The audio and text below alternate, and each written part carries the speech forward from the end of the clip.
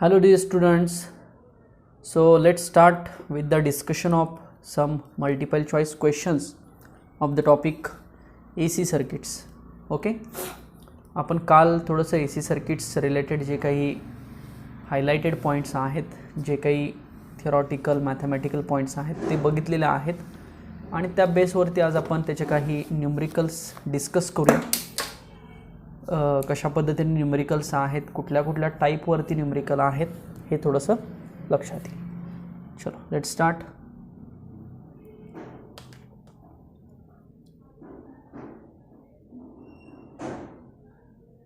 So look at this first question. A sinusoidal voltage of amplitude 5 volt is applied to a resistance of 500 ohm. So the RMS current in the circuit is. आता आपण काल RMS current आणि पीक current याच्यामधलं एक relation बघितलेलं होतं, तर ते relation इथं यूज करायचं. Okay, it means we have to find out IRMS, that is IRMS is equal to IM किंवा IO म्हटलं होतं आपण divided by √2. This IM is nothing but the maximum value of current. This is the maximum value of current. What is that? IM. Okay, so here IM is not given. IM दिलेला नाही आहे, but आपण IM काढू शकतो. तर IM कसा काढायचा? Simple ओहम्सला use करायचा. ओहम्सला काय असणार आहे मग? EM upon resistance. म्हणजे बघा V is equal to IRS इथं व्हेरीफाय होईल आणि EM अपॉन R आपण असं लिहू शकतो. सिंपल. आता V दिलेला आहे बघा 5, रेजिस्टन्स दिलेला आहे 500. Okay, so it becomes 1 upon 100, that is 10 to the minus 2 असं लिहिलं तरी पण चालेल. बघा हा ॲम्पियरमध्ये झाला. 10 to the minus 2 लिहिलं तरी पण चालेल, कारण 1 upon 10 to the plus 2 ना. सो ते वरती केलं तर 10 to the minus 2 होऊ शकतं. ओके, सो ही व्हॅल्यू कशाची झाली? IMची झाली, 10 to the minus 2 ॲम्पियर. आता ही व्हॅल्यू या इक्वेशनमध्ये पुट करायची वरच्या. ओके, काय इक्वेशन आहे? IRMS is equal to IM upon √2. So therefore IRMS is equal to what is IM?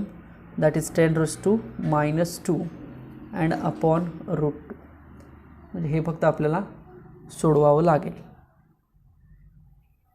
Okay, so हे मिली ॲम्पियरमध्ये सुद्धा आपण करू शकतो. 10 to the minus 2ला आपण 10 to the minus 3 सुद्धा करू शकतो, कारण ऑप्शन्समध्ये मिली ॲम्पियरमध्ये दिलेला आहे.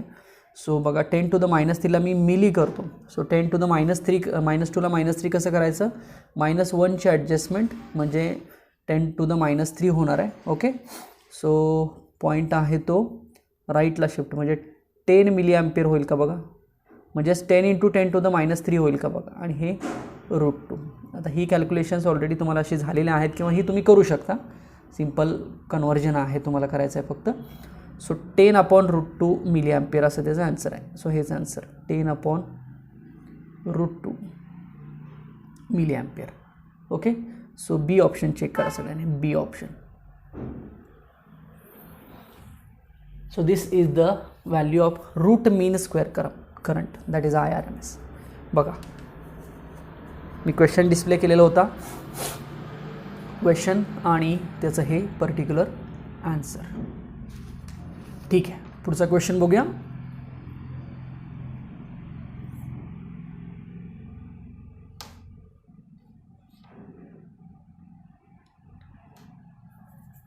Okay, and alternating voltage is given by V is equal to V0 sin omega t plus pi by 3.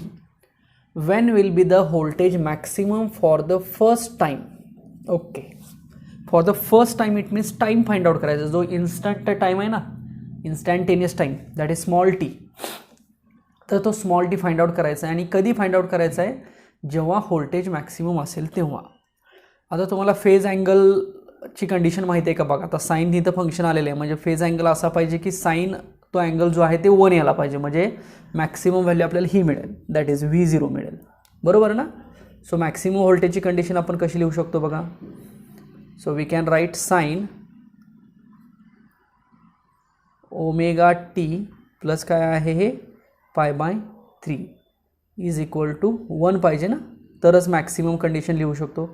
आणि 1 कधी कधी येते, एक पहिली सगळ्यात साइन π/2 येते, that is first time condition, म्हणून साइन π/2 घ्यायचं ना.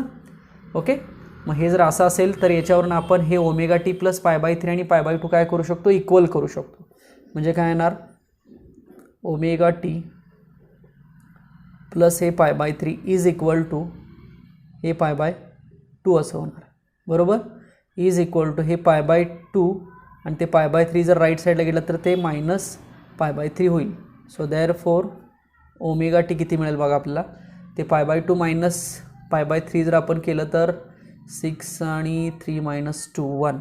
सो π/6 येईल का बघा, ते LCM वगैरे काढून हे जे आहे subtraction π/2 minus π/3, so it becomes π/6. म्हणजे ω ची व्हॅल्यू आपल्याला किती मिळाली, π/6 मिळाली. Next line, therefore what is mean by omega, 2π/t, that is capital T, and this becomes small t, so it is equal to π/6. तर ऑप्शन्समध्ये आपल्याला कॅपिटल टी तसाच ठेवायचा आहे. सो याच्यावरून स्मॉल टी काढा, मग हा पाय तर कॅन्सल होईल. ओके, कॅपिटल टी वरती जाईल तिकडं आणि हे 2 जर इकडे गेलं तर ह्या 6ला मल्टिप्लाय होईल. So t/12 second is our small t, that is any instant at which the voltage is maximum. म्हणजे याचा अर्थ असा आहे की जेव्हा व्होल्टेज मॅक्सिमम होईल तेव्हाचा जो पहिला टाईम आहे तो t/12 असेल. पहिला टाईम इन द सेन्स पहिल्या सायकलमधला टाईम, की जेव्हाचं व्होल्टेज किती असेल, मॅक्सिमम असेल. लक्षात आलं का बघा, दॅट इज स्मॉल टी आपण फाइंड आउट केलं याच्यावरून, आणि त्याच्यासाठी सिम्पल इक्वेशनचं सिम्प्लिफिकेशन केलेलं आहे आणि ते कसं केलं हे बघू शकता तुम्ही. ठीक आहे, सो क्वेश्चन बघा आणि त्या क्वेश्चनचं हे आन्सर बघा.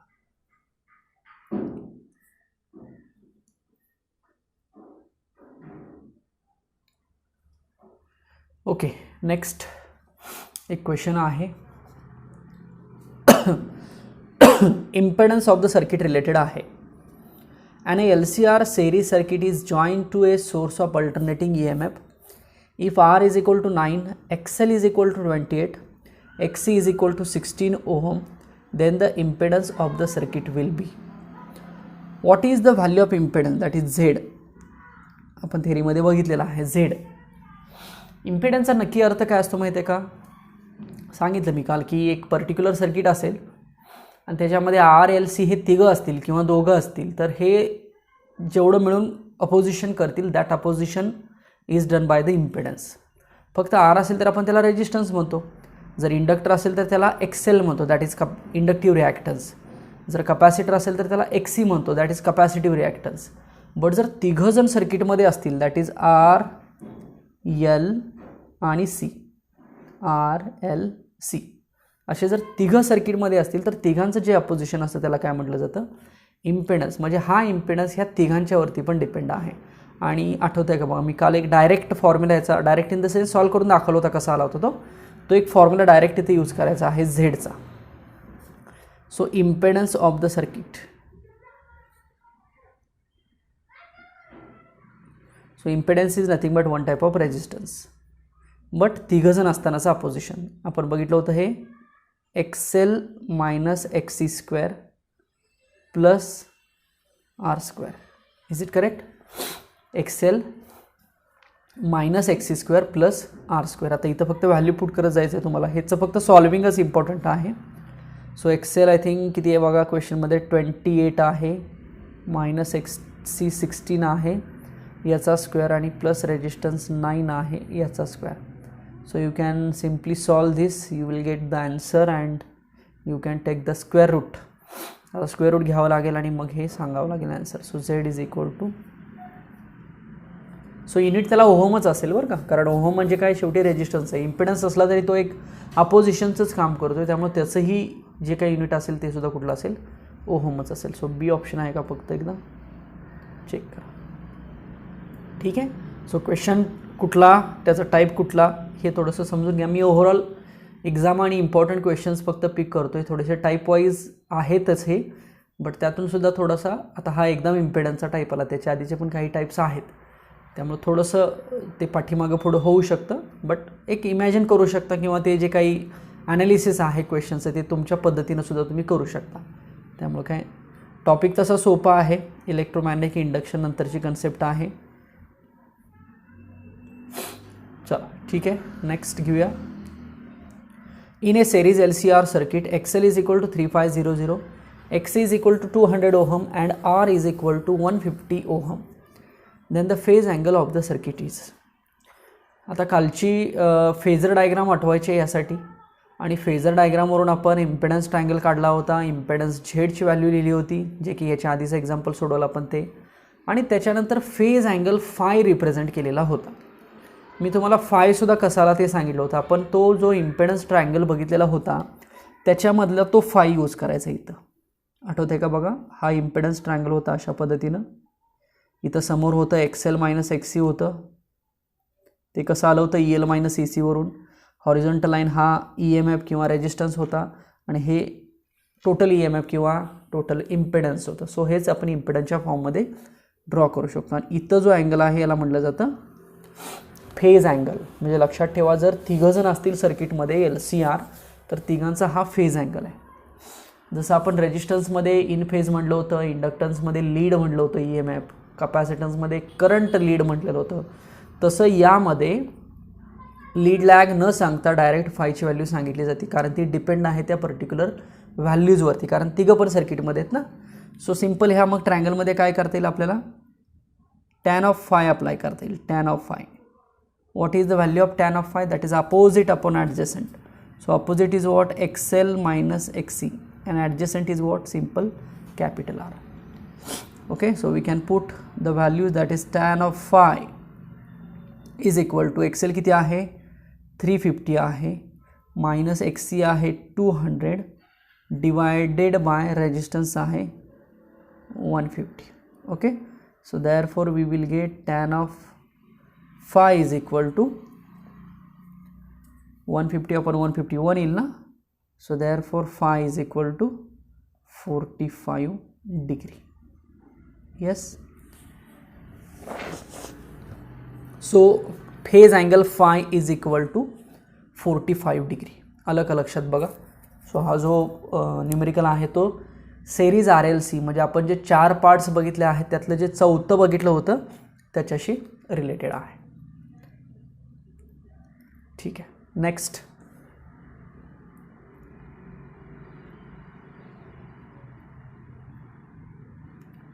Okay, look at this question.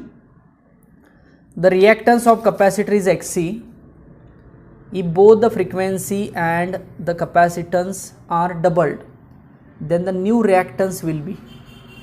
Okay, म्हणजे समजा फ्रिक्वेन्सी डबल केली, कपॅसिटन्स डबल केला, तर जो नवीन कपॅसिटिव्ह रिॲक्टन्स असणार आहे त्याची व्हॅल्यू किती, असा क्वेश्चन आहे. सो आपण XC बघितला होता, XC that is capacitive reactance. त्या XC वरती डिपेंड आहे. आपल्याला फक्त काय करायचं आहे, फ्रिक्वेन्सी आणि कपॅसिटरची व्हॅल्यू डबल करायची आहे. म्हणजे समजा ओरिजिनल फ्रिक्वेन्सी काहीतरी आपण F कन्सिडर करूया, ओरिजिनल कपॅसिटर काहीतरी C कन्सिडर करूया, तर हा कपॅसिटर आणि फ्रिक्वेन्सी काय करायची, जस्ट इन्क्रीज करायची आहे. ओके, चला सॉल्व करूया. सो पहिल्यांदा मी फॉर्म्युला लिहितो आहोत, तर XCचा फॉर्म्युला लिहितो. XC आपला जनरल कपॅसिटिव्ह रिॲक्टन्सचा फॉर्म्युला असतो 1 upon omega C. So it becomes 1 upon 2 pi FC असं लिहू शकतो आपण. आणि हे कसं आलं हे मी काल सांगितलं. कपॅसिटर आणि इंडक्टरच्या ह्या कंडिशन्स आहेत ना, कपॅसिटिव्ह रिॲक्टन्स आणि इंडक्टिव्ह रिॲक्टन्स. सो तिथं आपण थोडक्यात तो ओहम्स लॉज यूज करून हे अपोजिशन काढलेलं होतं ना. सो एवढा XC येतो आपल्याला माहिती. आता या XCमध्ये फ्रिक्वेन्सी इथं आहे बघा, F आहे, कपॅसिटर इथं आहे बघा, C आहे. आता यांच्या व्हॅल्यू डबल केल्या जातील. मग डबल केल्या जातील म्हणजेच काय येईल, नवीन कपॅसिटर समजा XC डॅश म्हणूया त्याला आपण, इज इक्वल टू 1 अपॉन 2 पाय, फ्रिक्वेन्सी डबल करायची म्हणजे ट्वाईस F करायची, आणि कपॅसिटर अल्सो डबल करायचं म्हणजे ट्वाईस C करायचं. सो हे जनरलाइज थोडं इक्वेशन मी असं लिहितो बघा. तर हे 1 अपॉन 2 पाय FC आहे तसं लिहितो, आणि याच्या पुढं 1 अपॉन 4 लिहितो बघा. चालेल का बघा, हे 2 आणि हे 2 ह्या दोघांचं मी मल्टिप्लिकेशन केलं.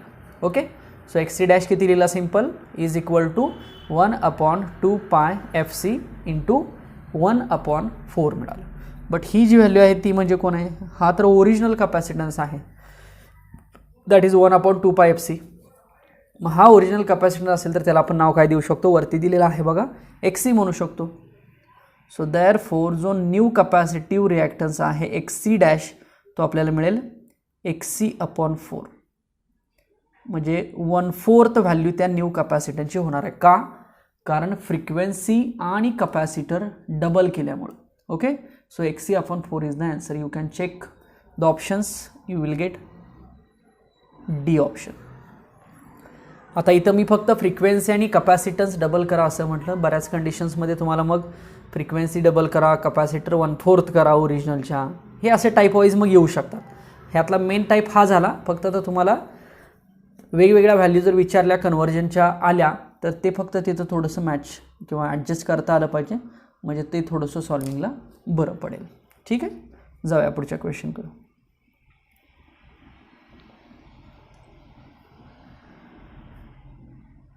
Yes, an alternating EMF E is equal to 50√2 sin 100t.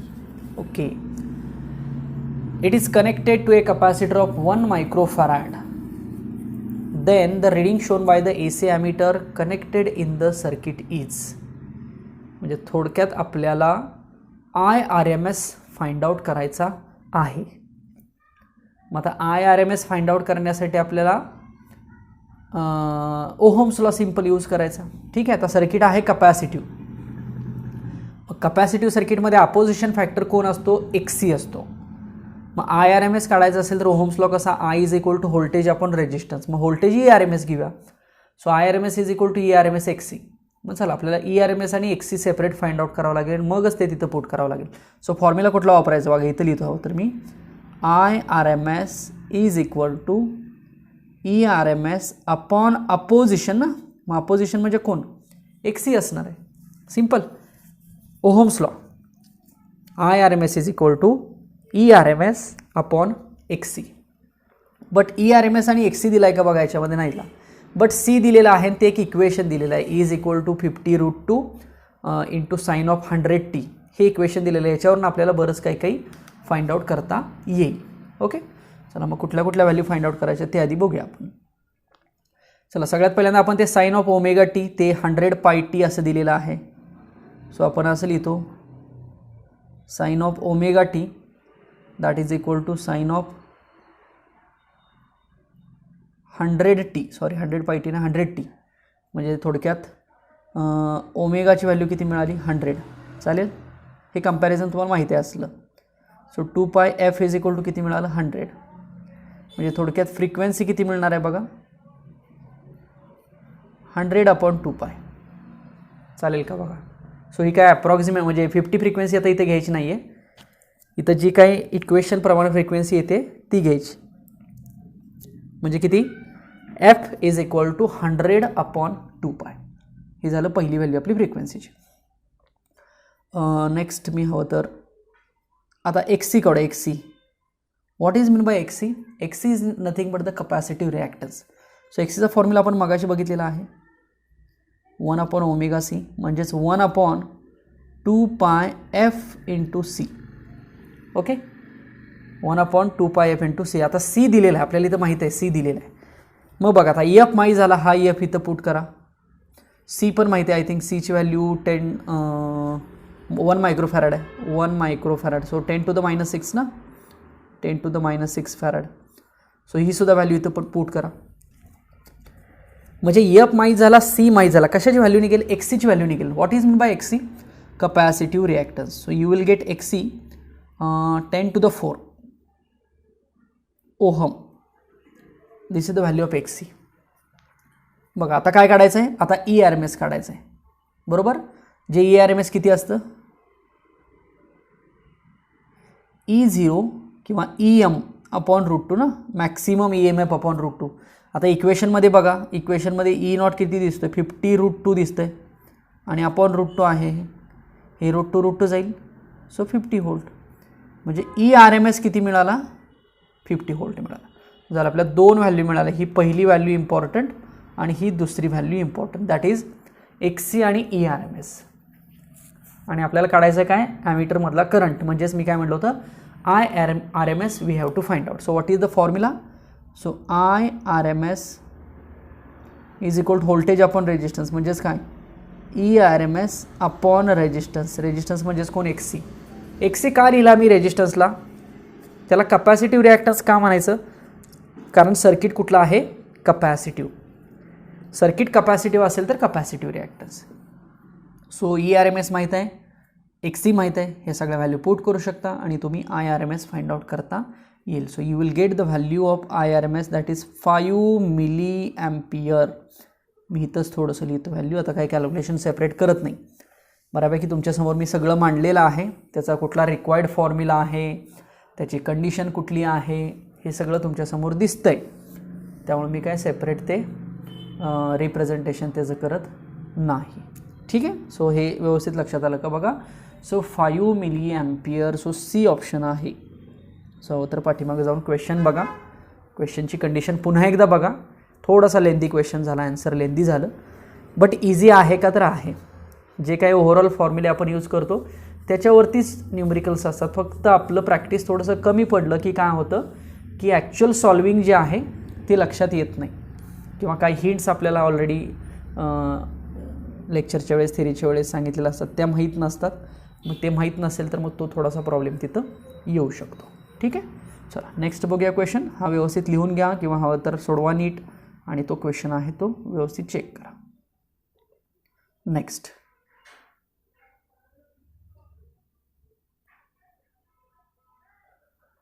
Okay.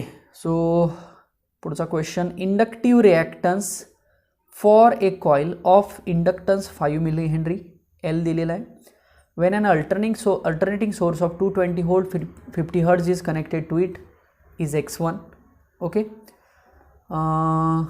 The inductive reactance for the same coil connected to the battery of EMF 220 volt is X2. Then the ratio of X1 to the X2 is. Okay. म्हणजे थोडक्यात दोन inductive रिॲक्टन्सेसचा ratio घ्यायचा आहे. ठीक आहे. But आपल्याला the inductive reactance of the same coil is connected to the EMF 220 volt. हां, इथं आता फ्रिक्वेन्सी दिलेली नाही आहे, म्हणजे कुठली दुसऱ्या कंडिशनमधली फ्रिक्वेन्सी दिलेली नाही. आता फ्रिक्वेन्सी नाही आहे याचा अर्थ फ्रिक्वेन्सी 0 असं म्हणू शकतो, किंवा हा जो 220 व्होल्ट आहे ना, हा DC सप्लाय बघा, DC बॅटरी म्हटलेला आहे, ॲज वेल ॲज EMF आलं, बॅटरी EMF, बॅटरी आला ना word. So generally battery cell असले वर्ड जे आहेत ते DC व्होल्टेजचे रिलेटेड आहेत. सो हा जो 220 220 जो सप्लाय तो DC आहे, आणि हा जो वरचा आहे तो AC आहे बघा, कारण वरच्याला फ्रिक्वेन्सी रिप्रेझेंट केलेली दाखवते. सो फ्रिक्वेन्सी आली की AC, फ्रिक्वेन्सी नसेल तर DC. DCला फ्रिक्वेन्सी नसते ना. DC म्हणजे काय, असा सिग्नल असतो. हा सिग्नल आहे कंटिन्युअस. कंटिन्युअस सिग्नल म्हणजे अल्टरनेटिंग सिग्नल नाही आहे. मग अल्टरनेटिंग सिग्नल नसेल तर फ्रिक्वेन्सी 0. सो DCसाठी फ्रिक्वेन्सी 0 असते, लक्षात ठेवा. Frequency 0 for DC. आणि ACलाच फक्त फ्रिक्वेन्सी अवेलेबल असते, मग ती दिलेली आहे 50 हर्ट्ज. चला मग दोन रिॲक्टन्स लिहूया आधी. चला पहिला ACचा रिॲक्टन्स काय येईल बघा, AC इकडं आणि DC इकडं करतो मी हवं तर, म्हणजे थोडंसं क्लिअर होऊन जाईल. ओके. AC म्हटलं की फ्रिक्वेन्सी असते. सो ACचा इंडक्टिव्ह रिॲक्टन्स X1 म्हटलेला आहे. सो X1ची व्हॅल्यू किती असेल, ओमेगा L, म्हणजेच किती 2πf into L. This is the value of X1. आणि X2 किती, omega L but 2πfL, but F 0 असल्यामुळं X2 किती येणार आहे, 0 येणार आहे. ओके. शेवटी इंडक्टन्स आहे म्हटल्यानंतर ओमेगा L लिहायला पाहिजे आपल्याला, बट फ्रिक्वेन्सीच नाही आहे. सो फ्रिक्वेन्सी 0 करून मग X2 आपण काय करूया, 0 करूया. सो आपल्याला रेशो विचारला आहे X1 upon X2. So what is X1, हे 2πfL. हवं तर FLच्या व्हॅल्यू पण आपल्याला माहीत आहेत, बट ही व्हॅल्यू 0 असल्यामुळे बाकीचं काही पुट करत बसायचं नाही. म्हणजे थोडक्यात आपल्याला 2πfL अपॉन 0 मिळालं, म्हणजे किती मिळणार आहे आन्सर, इन्फायनाईट मिळणार आहे. सो सी ऑप्शन आहे याच्यासाठी. म्हणजे थोडंसं हा व्यवस्थित पॉईंट समजला का बघा. ACसाठी इंडक्टिव्ह रिॲक्टन्स लिहिला आपण, DCसाठी इंडक्टिव्ह रिॲक्टन्स लिहिला, बट ACसाठी फ्रिक्वेन्सी असते पण DCसाठी फ्रिक्वेन्सी असत नाही. सो फ्रिक्वेन्सी आपण 0 केली, म्हणजे आपल्याला जो X2 आहे दॅट इज सेकंड पार्टचा इंडक्टिव्ह रिॲक्टन्स म्हणजेच DCचा, तो आपल्याला 0 मिळाला.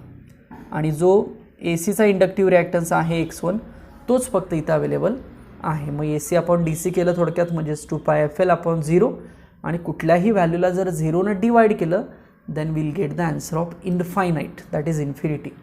सो सी ऑप्शन चेक करू शकता तुम्ही क्वेश्चनमध्ये. ठीक आहे. Next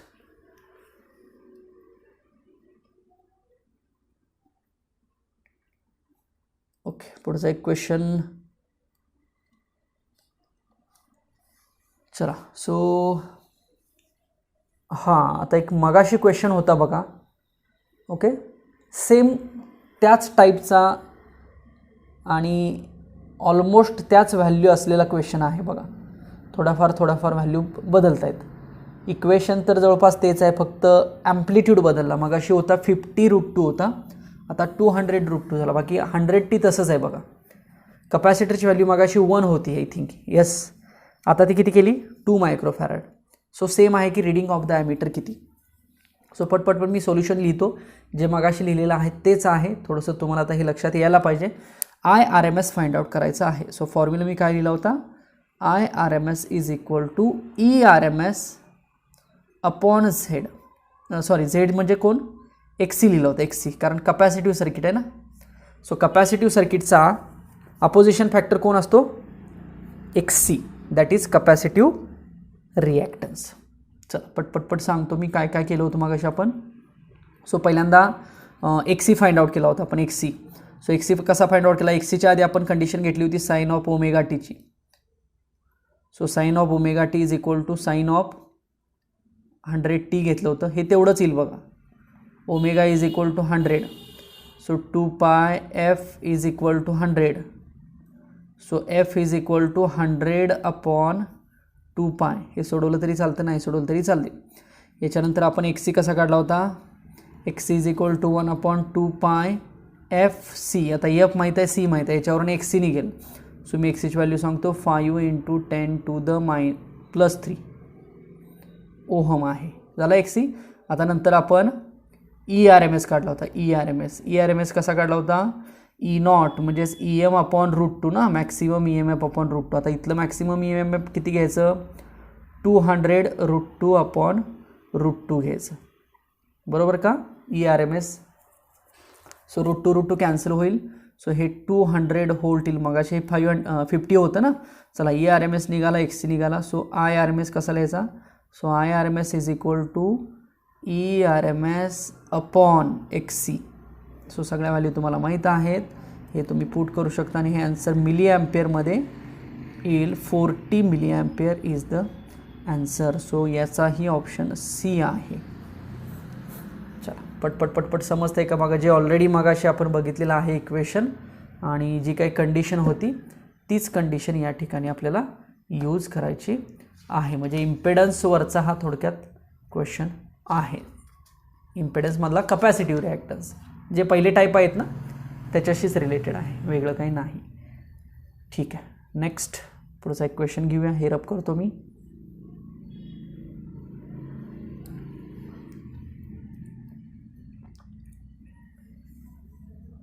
Yes. In an LCR series circuit, the voltage across each of the components L, C and R is 20 volt. So the voltage across L, C combination will be. Okay. आता ह्याची diagram मी दाखवतो तुम्हाला. LCR circuit सांगितलेलं आहे बघा. In an LCR circuit, the voltage across each of the components L, C, R is 20 volt. म्हणजे प्रत्येक रेजिस्टन्सच्या प्रत्येक कंपोनंटच्या अक्रॉसचं व्होल्टेज आपल्याला 20 व्होल्ट दिलेला आहे. So the voltage across the LC combination will be. तुम्हाला हे आठवते का बघा, आपण E² is equal to EL minus EC² plus R² असं लिहिलं होतं. हे कशावरून लिहिलं होतं, फेजर डायग्रामवरून लिहिलं होतं, आठवतं आहे. म्हणजे थोडक्यात टोटल व्होल्टेज जे आहे ते असं आहे. मग आता EL, EC आणि ER म्हणूया आपण. सॉरी इथं ER पाहिजे ना, हे ER. ह्या सगळ्यांच्या अक्रॉसचं व्होल्टेज आहे ते 20 व्होल्ट आहे. मग सिंपल याही कन्सेप्टनं तुम्ही सांगू शकता बघा. म्हणजे काय येणार आहे, EL आणि EC जर सेम असतील तर EL मायनस किती येईल सांगा, आपल्याला टोटल सांगायचं नाही आहे, बरोबर. तर टोटल एल आणि सीच्या ॲक्रॉसचं दोघांच्या मिळूनचं जे कॉम्बिनेशन आहे ते सांगायचं. म्हणजे किती येईल, 20 - 20 होईल नाही. So 0, simple. ओके, म्हणजे आपण विचार करत बसू की आपण ते डिवाईड करत बसू सिरीजमध्ये आहे, मग 20 20 20 40 म्हणू, बरोबर चुकू शकतं. बट कन्सेप्ट काय आहे, फेजर डायग्रामची कन्सेप्ट आठवा किंवा ते RLC सर्किट बघितलं होतं त्याचं आठवा. बरं, इथं हे मायनस साईन का आलं ते पण लक्षात येतं आहे का बघा. कारण इंडक्टिव्ह सर्किट हे वेगळं असतं, कपॅसिटिव्ह सर्किट हे वेगळं असतं. इंडक्टिव्ह सर्किटमध्ये EMF लीड होता आणि कपॅसिटिव्ह सर्किटमध्ये EMF लॅग होतं. आठवतं आहे? म्हणजेच इंडक्टिव्ह सर्किटमध्ये EMF लीड, करंट लॅग आणि कपॅसिटिव्ह सर्किटमध्ये करंट लीड, EMF लॅग होता. सो हे लीड आणि लॅगमुळे थोडक्यात हे मायनस साईन आलेलं आहे. म्हणून EL - EC असं दोघांच्या ॲक्रॉसचं व्होल्टेज. ओके, आणि मग जर कॉम्बिनेशनचं व्होल्टेज सेम असेल, प्रत्येक कंपोनंटचं व्होल्टेज जर सेम असेल तर ऑब्वियस आहे की ते 0 होणार आहे. सो याचं C ऑप्शन असेल या क्वेश्चनचा. Next,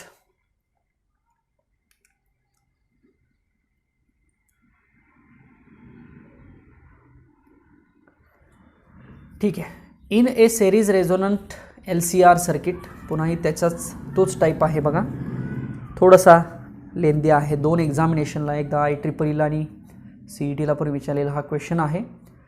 in a series resonant LCR circuit the voltage across R is 100 volt. R is 1 kilo ohm, C is 2 microfarad. So the resonant frequency omega is 200 radian per second. What is the voltage across L at resonance? Okay, म्हणजे थोडक्यात आपल्याला इंडक्टरच्या across, L म्हणजे inductor ना, इंडक्टरच्या ॲक्रॉसचं voltage विचारलं आहे, त्याला आपण EL म्हणतो बघा, EL.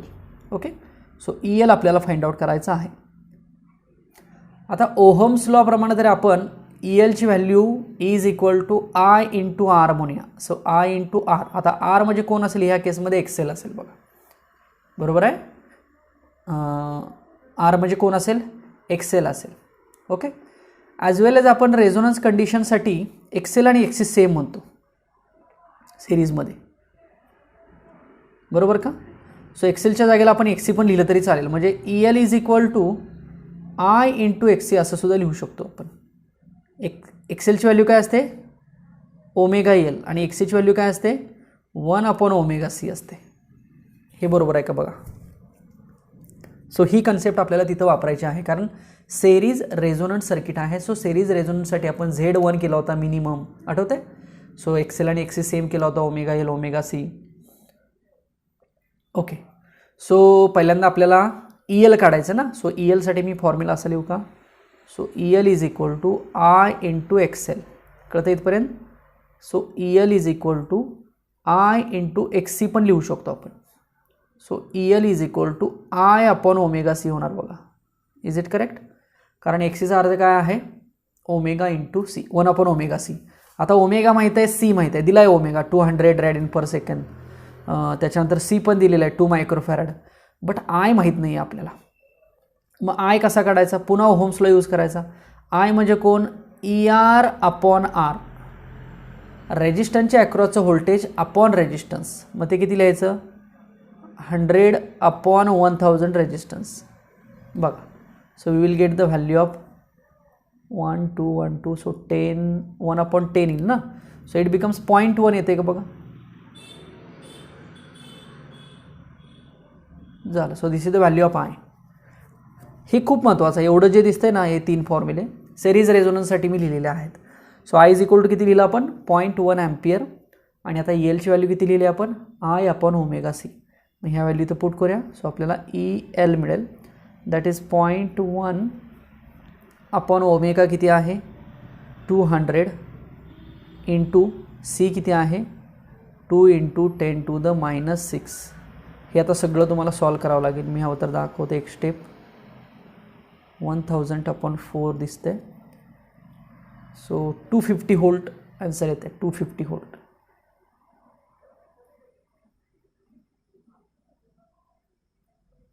So value of EL is 250 volt. So D option check करू शकतो तुम्ही, D option. I hope condition कळली असेल, तुम्हाला टाईप कळला असेल कुठला टाईप आहे हा, जो थोडक्यात रेझोनन्स शेवटी आपण बघितलं होता टाईप, रेझोनन्स सर्किट बघितले होते, सिरीज रेझोनंट, पॅरलल रेझोनंट, तर तो टाईप आहे. ठीक आहे, समजलं का बघा इथपर्यंत.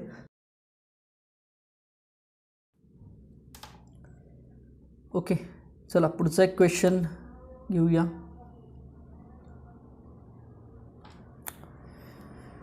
So look at this question.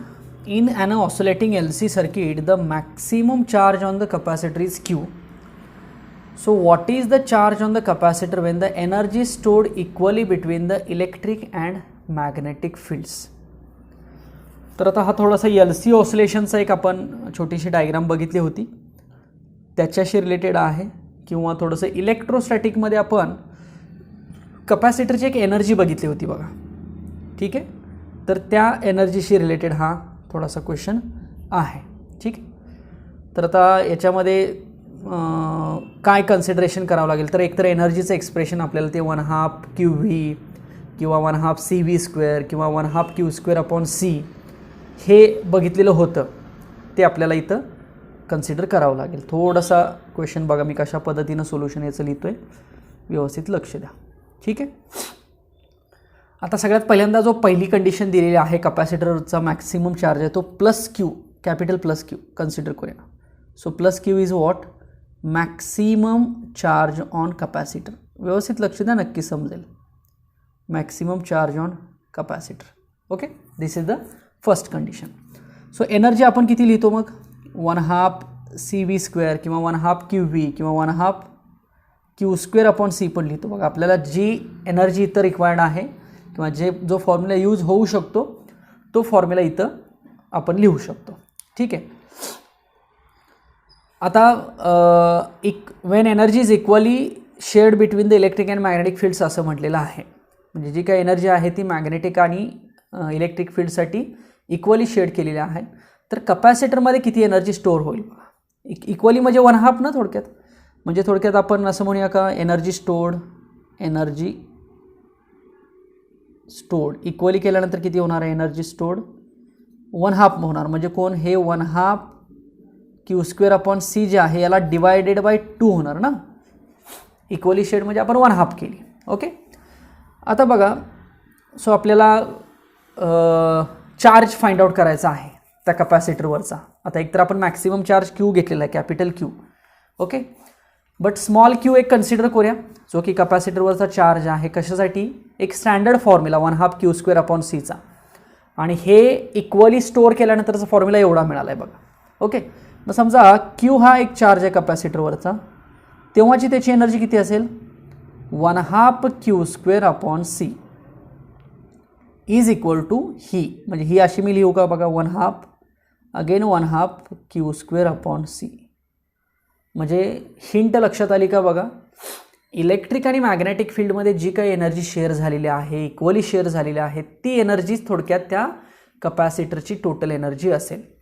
मग टोटल एनर्जी किती लिहिली आपण, 1/2 Q²/C, आणि तीच इक्वल टू त्या इलेक्ट्रिक आणि मॅग्नेटिक फील्डची जी आलेली आहे ती आपण कन्सिडर केली. तर त्यातला हा 1/2 तर कॅन्सल होईल, हा C तर कॅन्सल होईल.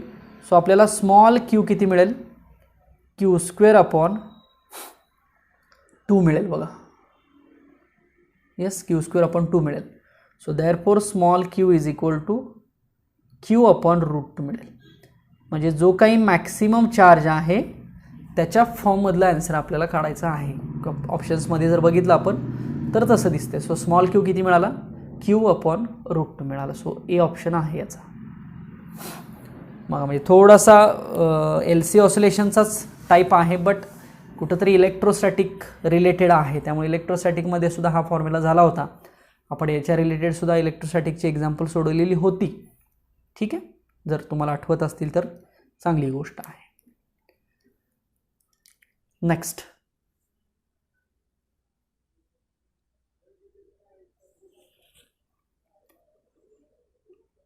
सो येस, हे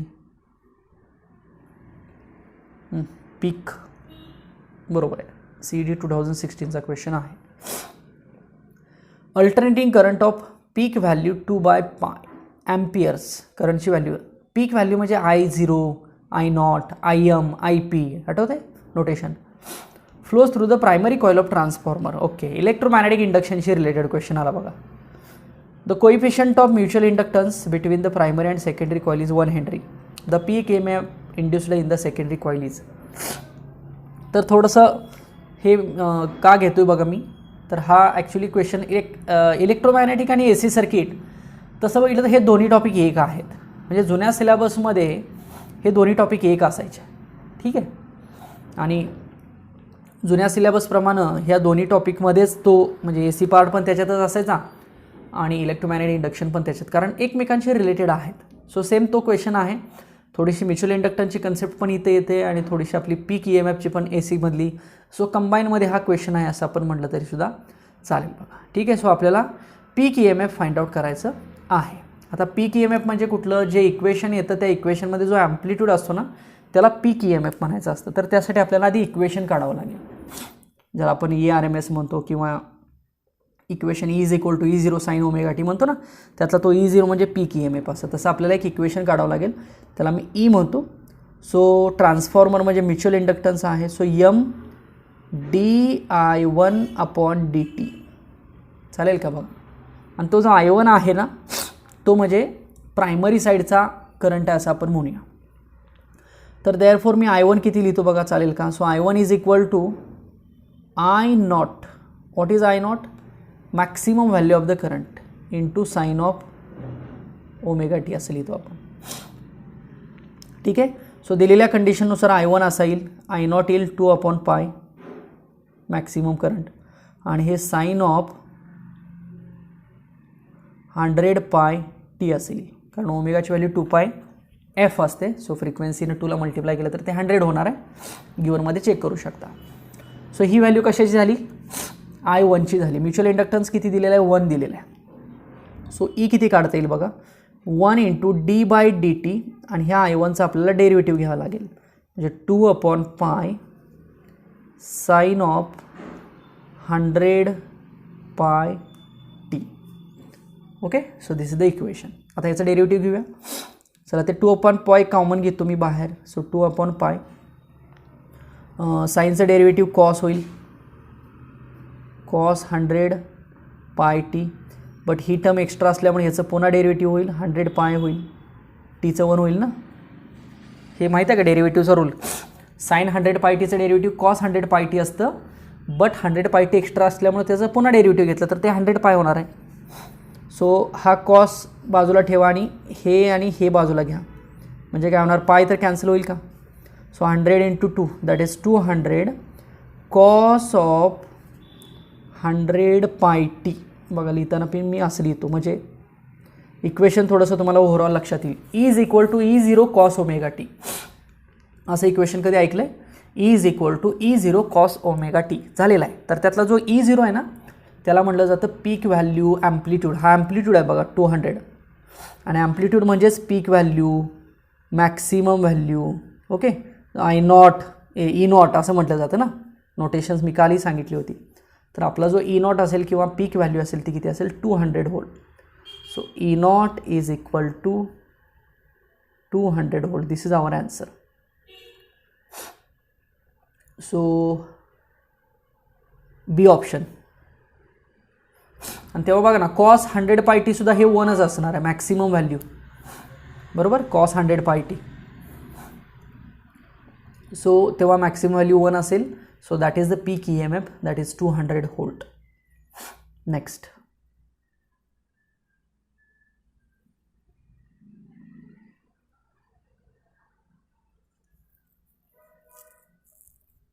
एक थेरॉटिकल क्वेश्चन आहे.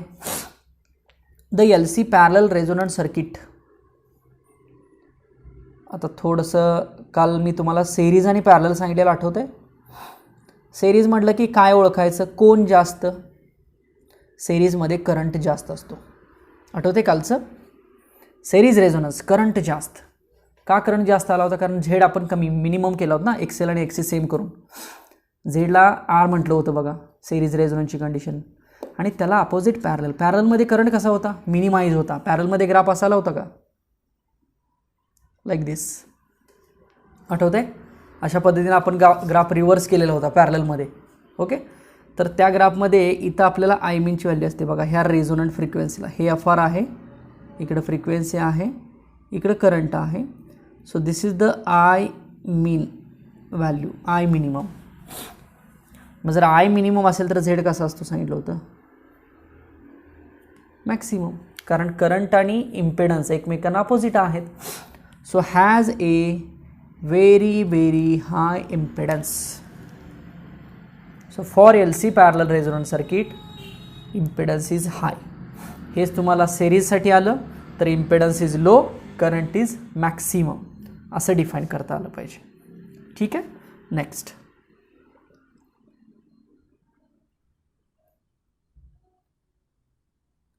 ओके, ग्राफिकल क्वेश्चन आहे.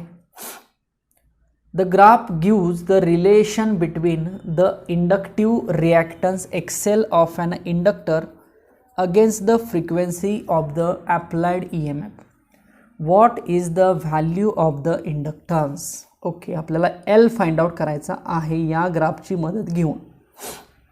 आता ग्राफ कशामध्ये आहे, XL आणि F मध्ये आहे. XL म्हणजे काय, इंडक्टिव्ह रिॲक्टन्स, आणि F म्हणजे काय, फ्रिक्वेन्सी. सो XL आणि F मधला थोडक्यात इथं ग्राफ आपल्याला दिलेला आहे. ओके, आता मग याच्यातला स्लोप वगैरे आपण कन्सिडर करू शकतो आणि त्याच्यावरनं L ची व्हॅल्यू फाइंड आउट करू शकतो. ओके, बट त्यासाठी एक्सेलचा बेसिक फॉर्म्युला यूज करायचा. XL is equal to what, omega into L. Simple. So त्याच्यामधनं मग L बाजूला काढा. सो XLची व्हॅल्यू जी काय असेल ती घ्या आणि XL आणि Fचा वापर करून स्लोप इथं डिटर्माइन करता येईल. त्या स्लोपची व्हॅल्यू आपल्याला इथलं घेता येईल. बघूया, तर ग्राफ रीडिंग तुम्हाला सगळ्यांना येतं का बघा व्यवस्थित. एक्स ॲक्सिस बघा, वाय ॲक्सिस बघा, एक्सवरती क्वांटिटीज कुठल्या आहेत बघा, युनिट बघा त्याचं. एकतर दोन्ही स्टँडर्ड युनिटमध्ये पाहिजे किंवा दोन्ही कन्व्हर्टेडमध्ये असलं तरी चालेल, पण दोन्हीचे युनिट, एक SI आणि एक CGS असं नको, एकतर दोन्ही CGS किंवा दोन्ही SI पाहिजेत. बघा आता इथं दिसताना दोन्ही SI दिसतात, त्यामुळे आपल्याला हे कॅल्क्युलेशनला इझी पडेल. चला मी कॅल्क्युलेशन दाखवतो याची कशी करायची ते. सगळ्यात पहिल्यांदा आपण XL लिहूया. XL, what is mean bye XL. XL म्हणजे इंडक्टिव्ह रिॲक्टन्स. XLची व्हॅल्यू किती असते, omega into L, but omega किती असतं, 2πf इंटू L असतं. What is mean bye 2πf, F is the frequency. बरोबर आहे इथपर्यंत. सो देअर फोर मी याच्यावरून L ची व्हॅल्यू अशी लिहू का, so L is equal to XL upon 2πf. चालेल, XL अपॉन 2πf लिहिलं तर चालेल. Yes. Again L is equal to, मी हे 1 अपॉन 2π थोडंसं बाजूला लिहितो आणि हे XL अपॉन F बाजूला लिहितो. बघा याचा अर्थ तुम्हाला कळतोय का बघा. ही जी मी ब्रॅकेटमध्ये टर्म लिहिलेली दिसते XL अपॉन F, ही जी ॲक्च्युअल टर्म आहे ही टर्म म्हणजे त्या ग्राफचा स्लोप आहे. त्यासाठी तुम्हाला स्लोप माहीत पाहिजे. स्लोप म्हणजे थोडक्यात y अपॉन x असतं बघा. थोडंसं मी त्या डायग्राममध्ये जाऊन पुन्हा एकदा दाखवतो तुम्हाला शेवटी हवं तर स्लोप काय असतो. आधी हे एवढं घेऊया सॉल्व करून. सो हा जो ब्रॅकेट आहे ना याला म्हटलं जातं slope of XL frequency graph. Simple. हा जो XL अपॉन F आहे तो स्लोप आहे कोणाचा, XL आणि फ्रिक्वेन्सीच्या ग्राफचा. लक्षात आलं इथपर्यंत सगळ्यांना. चला मग स्लोप कसा काढतात माहीत आहे. हे 1 अपॉन 2π मी आहे तसंच ठेवतो. स्लोप काढत असाल तेही मी तुम्हाला ग्राफमध्ये एक्सप्लेन करतो. मी असं लिहितो बघा 4 - 0. हे नीट लक्षात ठेवा.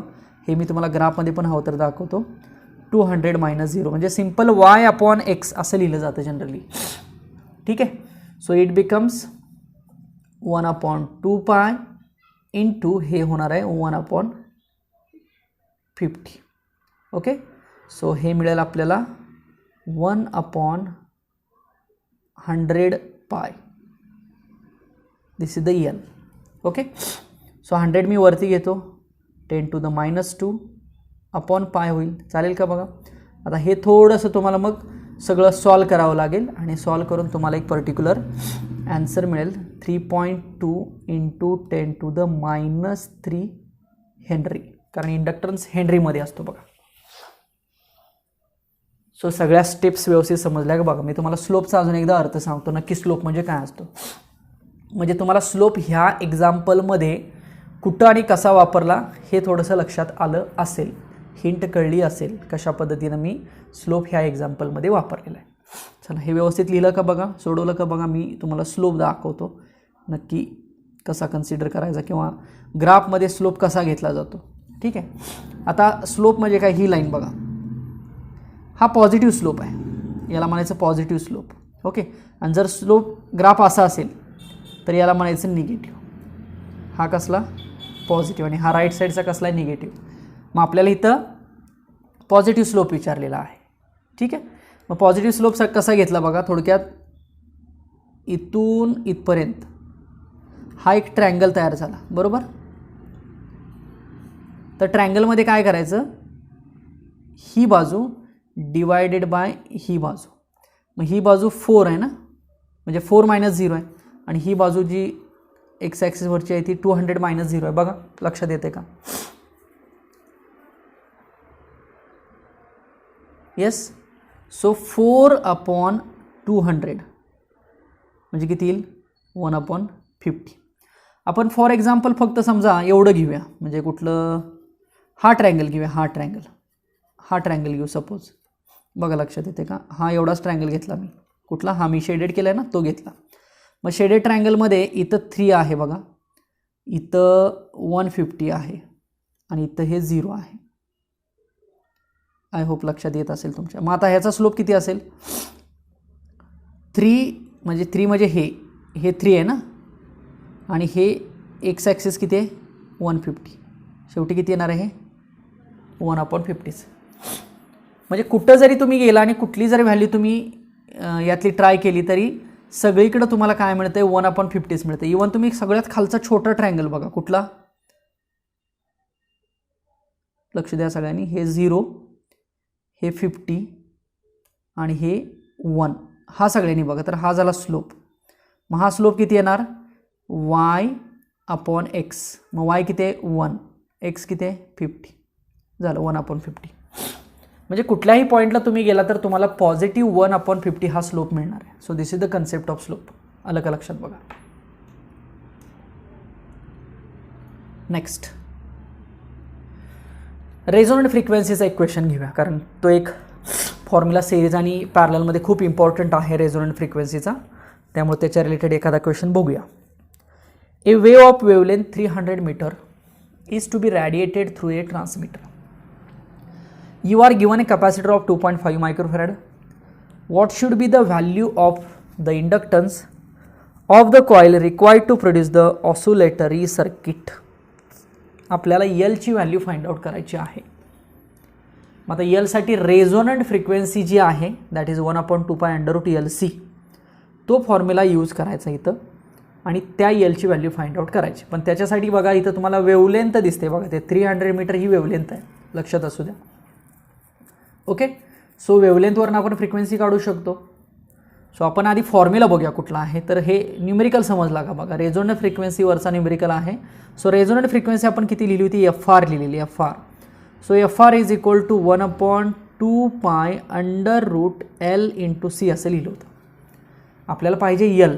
मग काय करावं लागेल, दोन्ही साईडचा स्क्वेअर करावं लागेल.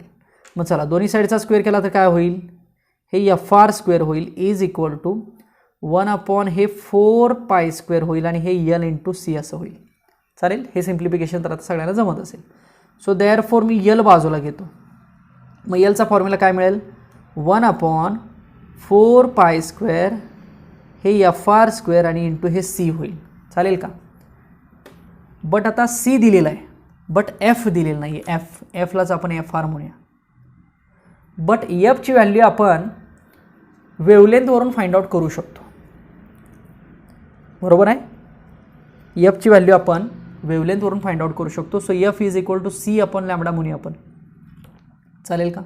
बट FR स्क्वेअर पाहिजे आपल्याला. सो FR स्क्वेअर काय येणार मग सांगा, C² अपन λ². कारण C ची व्हॅल्यू आपण 3 × 10⁸ घेऊ शकतो.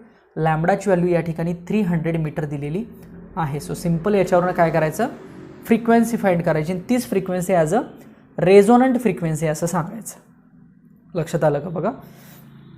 सो हे हवं तर मी इथं दाखवतो असं. सो इज इक्वल टू 3 × 10⁸ याचा स्क्वेअर करावं लागेल डिवायडेड बाय 300 मीटर लॅम्बडा आहे याचा स्क्वेअर करावा लागेल. सिंपल. हे नीट सोडवावं लागेल. ह्याच्यावरून आपल्याला FR ची व्हॅल्यू मिळेल. मी व्हॅल्यू देतो हवं तर FR 10⁻12 हर्ट्ज. चला this is the value of FR. Already C आपल्याला माहीत आहे, C दिलेला आहे न्यूमरिकलमध्ये. 4π माहीत आहे. FR फाइंड आउट केला आपल्याला काय निघेल, L निघेल. ओके. सो इथपर्यंत हे व्यवस्थित लिहा. मी हवं तर अजून एक स्टेप करून दाखवतो. So L is equal to, मी सगळ्या व्हॅल्यू आता पुट करतो, 1 हे 4π आहे तसंच ठेवतो, त्याची तुम्ही 3.142 टाकू शकता किंवा 4π² आहे ना, 2πचं 4π² झालं ते, इंटू फ्रिक्वेन्सी आलेली आहे 10⁻12 इंटू कपॅसिटरची व्हॅल्यू 2.5 इंटू 10⁻6. बघा हे व्यवस्थित व्हॅल्यू कन्सिडर करा. हे फक्त तुम्हाला आता काय करायचं आहे, याचं सॉल्विंग करायचं आहे. ते ॲक्च्युली 1/10⁸ येते, कारण ह्या सगळे 10मध्ये कन्वर्ट केलेलं आहेत. इवन पायचा स्क्वेअरसुद्धा 10 कन्सिडर केलेला आहे. बघा म्हणू शकतो आपण अप्रॉक्सिमेट 10 आहेच ना पायचा स्क्वेअर. 3.142 इंटू 3.142 हे कुठं तर 9 समथिंग येणार आहे. सो त्याला आपण अप्रॉक्सिमेट 10 म्हटलं तरीसुद्धा चालेल. ओके. सो एलची व्हॅल्यू येईल 10⁻8 आणि हेच मग वरती घालवा. सो 10⁻8 आणि एल म्हणजे इंडक्टर आहे त्यामुळे तो कशामध्ये असेल, हेनरीमध्ये असेल. सो बी ऑप्शन असेल बघायचा. ठीक आहे. Yes. So L is equal to 10⁻8. This is the value of inductor. Okay. So resonant फ्रिक्वेन्सीच्या बेसवरचा हा एक क्वेश्चन आहे. ठीक आहे. सो असे काही इम्पॉर्टंट क्वेश्चन आहेत.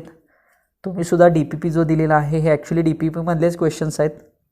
तुम्ही DPPमधले प्रॅक्टिस करा. ॲज वेल ॲज आपण या म्हणजे प्रत्येक टॉपिकच्या मागं टेस्ट एक असते, तेही तुम्ही प्रॅक्टिस करू शकता जर नोट्स असतील तर. आणि जर नसतील नोट्स किंवा हे बुक जवळ नसेल तर तुम्ही दिलेला DPP जरी ट्राय केला सॉल्व करायचा प्रत्येक पेजवरचे क्वेश्चन्स, ॲटलिस्ट 80% DPP सुटणं सॉल्व होणं थोडंसं गरजेचं आहे. त्यामुळे DPPचा ट्राय करत चला, टॉपिक सोपा वाटायला लागेल. ओके. आता फार कमी टॉपिक राहिलेले आहेत. हा टॉपिक आणि ह्याच्या पाठीमागचा जो टॉपिक होता इलेक्ट्रोमॅग्नेटिक इंडक्शन, हे दोन्ही टॉपिक एकमेकांच्याशीच रिलेटेड आहेत, एकमेकांच्या कन्सेप्टवरती आहेत. त्यामुळे दोन्हीचा कंबाईन अभ्यास केला तरीसुद्धा चालेल, थोडंसं सेपरेशन ठेवून पार्ट वाईज अभ्यास केला तरीसुद्धा चालेल. बट ओव्हरऑल हे जे दोन टॉपिक आहेत ते पहिला AC म्हणजे इलेक्ट्रोमॅग्नेटिक इंडक्शन तयार होतं आणि ते पुन्हा यूज केलं जातं एका सर्किटमध्ये, ज्याला आपण AC सर्किट म्हणतो. मग AC सर्किटमध्ये काय पार्ट आहेत हे मी कालच्या लेक्चरला ऑलरेडी डिस्कस केलेलं आहे. त्यामुळे ओव्हरऑल या टॉपिकचा अभ्यास करताना कंबाईनली केला तर चालेल, थोडासा फायदा तुम्हालाच होऊन जाईल. बट कंपल्सरी अभ्यास करा. हे इझी रेंजमधले टॉपिक आहेत, जरी लेंदी असले तरी. मी प्रत्येक वेळेला तुम्हाला इझी आणि डिफिकल्टी लेवल किंवा कुठले पार्ट डिफिकल्ट असू शकतात, जातील, हे सांगत असतो. तसा तुम्ही तो विचार करून त्याच्यानुसार ते सॉल्विंग करत जरा डेफिनेटली कुठंतरी तुम्हाला इम्प्रूव्हमेंट डेफिनेटली बघायला मिळेल. ओके. सो थांबूया आपण. सो नेक्स्ट लेक्चरला भेटू याच्या पुढचा टॉपिक घेऊन. Thank you so much.